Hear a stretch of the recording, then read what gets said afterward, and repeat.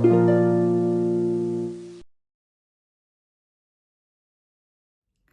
everyone, it's me, Shek, and welcome back to my channel. It's been a while since I made a sit-down video like this, and today we're going to make a reaction video doon sa feature sa akin ng HUFFPOST at ng GMA News Stand for Truth. So this will be the first reaction video sa series of reaction videos na gagawin natin about Japanese culture. If you like this video, keep on watching. Pero kung hindi nyo type yung mga ganitong video, you may skip this video or lipat na lang po kayo sa ibang channel. Ayan. So, alright, start na tayo. We'll start with HUFFPOST. So, yung HUFFPOST, they interviewed me a few months ago. Yung kanilang article, inilabas nila nung May 19th. 2020, I think, or May 18, 2020, ganyan. So, May, June, July, August, September, 4 months ago na yung interview na to. And this is the article that they wrote. Ayan. And they interviewed some people about kuchisabishi. Kuchisabishi is literally, kuchi is mouth, and sabishi is lonely. So, kuchisabishi is lonely mouth, literally. Ayan. So, malungkot na bibig. Ayan. So, they asked us about our take or our interpretation of kuchisabishi sa Japan. And I gave them some answers. And they also asked about terms or terminologies na bago, na buo dahil sa pandemic nga, dahil dito sa coronavirus pandemic na ito. Okay, so basahin natin yung article ng HUFFPOST. Okay, for those unfamiliar, kuchisabishi is a uniquely Japanese word that literally means lonely mouth or longing to have or to put something in one's mouth. Dahil sa boredom na din, gusto mo kain ka ng kain or gusto mo there's something na nilalagay mo sa bibig mo para masatisfy ka or para pamatay oras, parang ganon. Sabi ni Kevin Marks, people use this word a lot to mean eating when bored. Ayun. So, pag bored ka, kain ka lang ng kain. Dahil nga bored ka or stressed ka, you keep eating. So, stress eating siya. According to Vanessa Villalobos naman, kuchisabishi is similar to peckish in that it's much more about the actual action than the feeling of hunger. So, kuchisabishi can also be applied to wanting to have a cigarette when stressed for consolation. So, ayun, yung pagiging peckish or parang gusto mo lang parang tuka ka ng tuka, ganun. So, kain ka ng kain na kahit hindi ka naman talaga sobrang gutom, just the act of putting something in your mouth, parang yun yung nakakatanggal ng stress. Tapos, yung ginamit naman nila dun sa sagot ko ay yung part na connected dun sa sinabi nung nauna about sa smoking. So, sabi dito, Checkmats explained why the phrase is particularly popular among those trying to quit smoking. So yeah, I've never been a smoker, but they say because there's nothing there in the spot that used to hold the cigarette, they feel lonely in their mouths. It's almost like a baby wanting a pacifier when trying to wean. So yun nga, yung kapag smoker ka and you wanted to quit, 'di ba? Parang kuchisabishi, lonely yung mouth mo kasi wala na doon yung cigarette, parang pinipigilan mo na manigarilyo, so your mouth becomes lonely, so you're wanting for something that will replace the cigarette. Yon yung pagiging kuchisabishi. So in relation to this pandemic, marami daw yung kuchisabishi dahil nga bored or stressed sila. Yun, gusto lang nila na mag-snack ng mag-snack, kumain ng kumain, ganyan, kahit hindi sila gutom, just to feel satisfied, kumakain sila. Ayun. And another word that is connected to eating or stress eating during the pandemic is yung coronabutori. Yung coronabutori is coronavirus, and then futori, parang pagtaba. Yan. So, coronabutori is gaining weight during this pandemic because you're just at home and you don't do anything else. So, puro ganon lang ng ganon. Puro kain ka lang ng kain. Kaya, coronabutori, tumataba ka na. Nakalagay dito, Speaking of cravings, learning about kuchisabishi definitely whet our appetite for more Japanese vocabulary. So, eto. We've been using Corona Butori, ayan, which means getting a bit plump because of quarantine. So, ayan, Mats told HUFFPOST. So, yun nga yung sinabi ko kanina na Corona Butori, ayan, sinama pala nila dyan.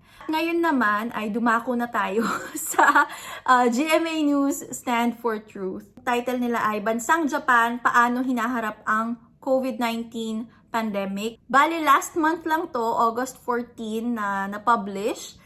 And I think 2 days before that, GMA News, Miss Shai, contacted me.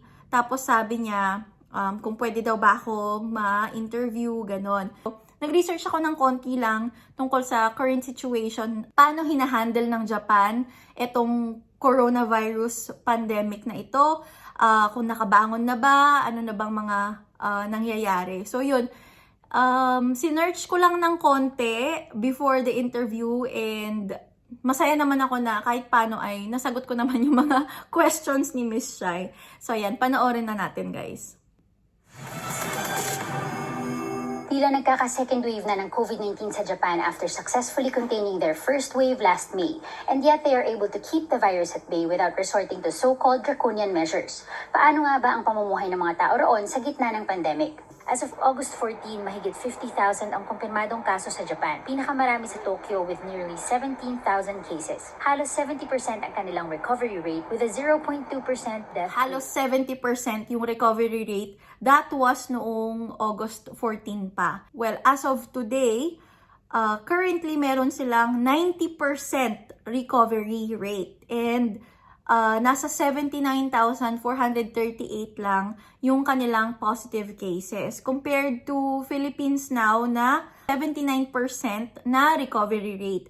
Not bad kasi 79%, 'di ba? Medyo okay naman 'yun.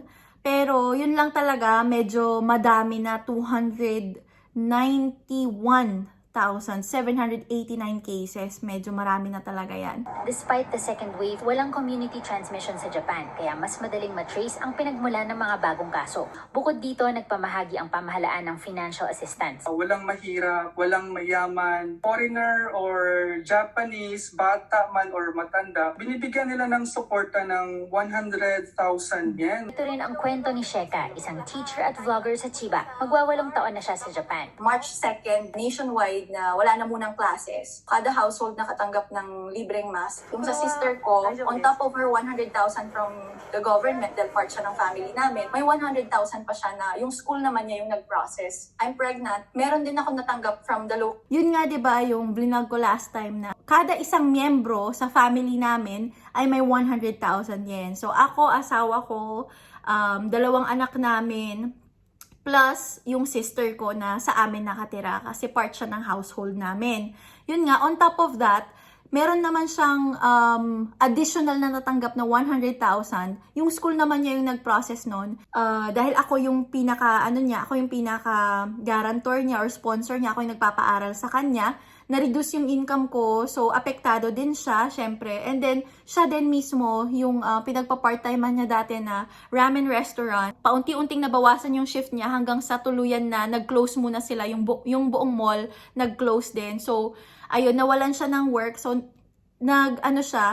nag-transfer siya nga dito sa may mini-stop para magkaroon siya ng panibagong part-time job. So, yun. Local government na financial assistance para naman sa mga expecting mothers. Kung nawalan ka talaga ng trabaho or talagang lumiit yung kita mo, iba pa yung application nun. Kung before April 27, buntis ka na, may matatanggap ka na financial help mula sa government and depende yun sa city ninyo. Sa city namin, 30,000 yung natanggap ko. Pero sa other cities, 100,000 yung natanggap nila. Sila lang yung nag-decide Kada city yung nag-decide kung magkano yung ipapamigay nila. So, hindi pare-parehas, hindi pantay-pantay. Lahat ng lahat ng malls siguro, I'm not sure ha, pero yung mga napuntahan kong malls so far, may ganito sila. Meron silang scanner, yan, temperature scanner, para pagpasok mo ng mall, alam mo agad, or alam agad nila kung may lagnat ka or wala. So, ayan. Now na back to normal na ang pamumuhay sa Japan. Bumalik yung mga classes nung June. Kung kakain ka sa labas, you can do that. Mga amusement park, bukas na din. Yung go-to campaign, they encourage people to travel. Suporta dun sa tourism industry. If you book a hotel, for example, ibabalik nila yung 35%. Exemption lang is Tokyo kasi medyo hotspot yung Tokyo. Yun. So, marirefund mo yung 35% ng binayad mo sa hotel, ganyan. And isa ito sa mga programs ng government para masustain yung tourism, yan, to support the tourism industry na alam naman natin na talagang one of the affected industries dahil nga dito sa pandemic na to. Ang locals ang tatanungin, nagawa ng Japan ang hammer and dance nang hindi kailangang maghigpit o magtatag ng COVID-19 task force dahil nakaugat ang disiplina sa kanilang kultura. In Japanese Jishoku, voluntary self-restraint. Kami na mismong nagsasubmit na magstay at home. Companies naman, kusa silang nagko-close. In return nun, merong binibigay na pera yung government sa kanila. Sinusunod nila yung 3C, umiwas yung mga mamamayan sa mga close spaces with poor ventilations, mga crowded places, close contact settings. Dati pa naman, they value each other's personal spaces. So walang masyadong dumidikit sa isa't isa. Sa cellphone nga, naka-manner mode lagi. Hindi pwedeng nakikipag-usap ka sa trend. Ang mga Japanese kasi, pag sinabing may isang rule, applicable yan sa lahat. Walang exceptions. They value order and cleanliness. Malilinis sila sa katawan nila and sa paligid nila. Ayon sa Japanese-Filipino MD na si Tets. Ayun. So, yun nga yung lagi kong sinasabi guys na dito sa Japan talagang mararamdaman mo yung disiplina ng bawat isa ng mamamayan na talagang pag sinabing rule yan, kahit nakapaskil o hindi, pag alam ng tao na rule yan, kahit walang nakasulat, susundin nila yon. And lahat sila nirerespeto yung privacy ng isa't isa, na as much as possible, hindi sila makakaperwisyo ng kapwa nila. Sa trend lang, for example, sa mga simpleng bagay tulad ng pag-ubo, talagang nagtatakip sila ng bibig, laging nakamask. Yung pagsusuot nila ng mask, that's not to protect themselves, noon pa to ha, but to protect other people from them. Lalo na kunyari, nakakaramdam sila ng medyo nilalagnat sila or medyo inuubo, sinisipon sila, nagmamask na agad sila kasi that is parang courtesy to other people na makakasalamuha nila, 'di ba? Kasi kung may ubo ka, baka may virus ka na dala-dala and matransfer mo sa iba yon. So, better protect others by wearing a mask. So, hindi na bago sa kanila yung pagmamask. Sa Japan, guys, uso yung influenza virus and maraming namamatay due to influenza. May influenza A, may influenza B, and talagang nakakahawa yon. And hindi na bago sa kanila yung mag-shutdown ng classes or ng buong school kapag marami yung influenza-infected students or staff. Yon. So, talagang nakakahawa yon. Kaya, pag for example, sa isang klase, may ilang mga students na nagka-influenza na, ino-order na agad ng school na yung klase na yon ay wag munang pumasok. So, temporary, absent muna yung buong class na yun, wala muna silang class. Kasi, kapag pinagpatuloy, baka mas marami pa yung mahawa nung mga nagkaroon ng influenza. And it's deadly, guys. Nakakamatay siya kasi talagang high fever yung niya, yung symptoms niya. And ayun, talagang kung mahina yung resistensya mo, you can die of influenza. So, hindi na bago sa kanila yung pag-shutdown ng mga classes and ng mga schools and yung pagiging maingat dahil nga alam nila na it exists, na talagang merong mga virus na nakamamatay. One thing that comes into my mind immediately is Dantai Shugi, ideology of like being homogeneous. So no one's sticking out, no one's standing out. You act as a society. Meiwaku kaketakunai. I don't want to be trouble to anyone. I think that's one of the values that's very Japanese.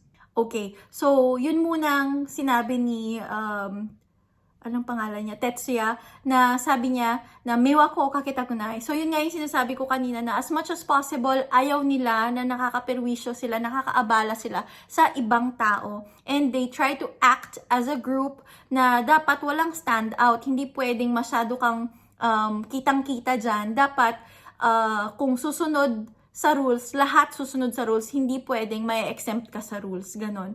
So that is typical Japanese culture. Lang tinatawag na gaman tsuyoy, mataas yung patience. Hindi mo mafe-feel na pinapabayaan ka ng gobyerno. Pandemic man yan, kahit anong sakit man yan, or calamity man yan, nakakabangon sila kaagad with the help of the government. And yung mamamayan na rin kasi, they help each other, they're very disciplined, kaya kayang-kaya nilang makabangon. Ibang-iba man ang sistema at kultura ng model countries, maari pa rin natin silang maging inspirasyon na kung iisipin ng bawat isa ang kapakanan ng lahat at kikilos ang pamahalaan para sa ikabubuti ng kanilang pinagsisilbihan, we could also be dancing with the virus in no time.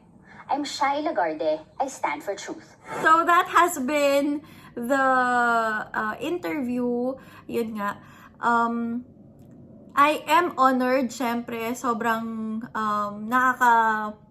nakakatuwa, nakakataba ng puso na isa ako sa mga napili nila na para ma-interview. And thanks to my subscribers dahil kung hindi naman dahil siguro sa following ko dito sa YouTube ay hindi naman nila mapapansin yung channel ko or ako to be interviewed. Kaya thank you so much sa inyo na patuloy na sumusuporta sa channel na to, guys. And you can look forward to a lot more dito sa channel natin na hindi lang travel around Japan, hindi lang information about Japanese culture, hindi lang information about work and visa, Japanese language lessons, but many more topics na pwede nating i-explore. So, thank you so much sa inyong lahat. Thank you sa panonood. See you again on our next reaction video or on our next vlog. Bye!